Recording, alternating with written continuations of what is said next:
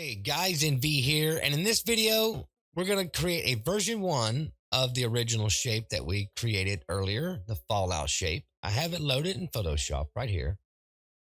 And what I want to do is organize this out. I want to call this layer here BG and put that in a background, just like so, in this folder, on folder. And I'm probably going to put this folder and call it reference, just like so. Copy that name and I'll put that in a folder as well. And I'm just going to put that in a folder called symbol. And I'm going to duplicate this layer. Well, let's first center this in the document, just like so.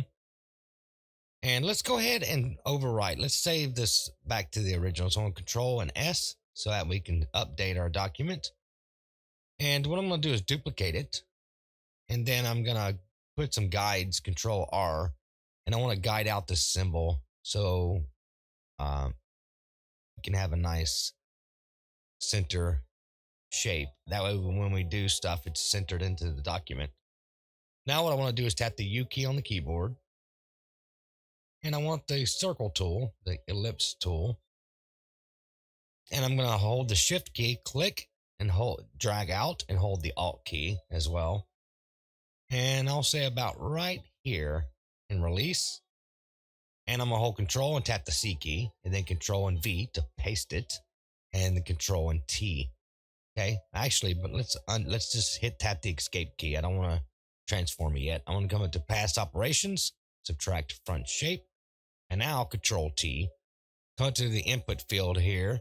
Make sure they're locked and are linked. And I'm going to scroll it down to about 80, I think. Let's see. Let's try 80. Yeah, let's go keep it at 80 and confirm that. And let's see how it looks. Hide the guides. That looks really cool. And this is an extremely short video. Didn't plan on making this very long. I'm going to go ahead and save the shape as well. Click on the shape, right click, define custom shape, and we can save that. Name it version 1 or whatever. And I'm also going to save this document as well. I'm going to make that V1, just like so, and save. Save it as an image also, just like so. That's it. I'm going to go ahead and wrap things up here. And until next time, I will see you in another video.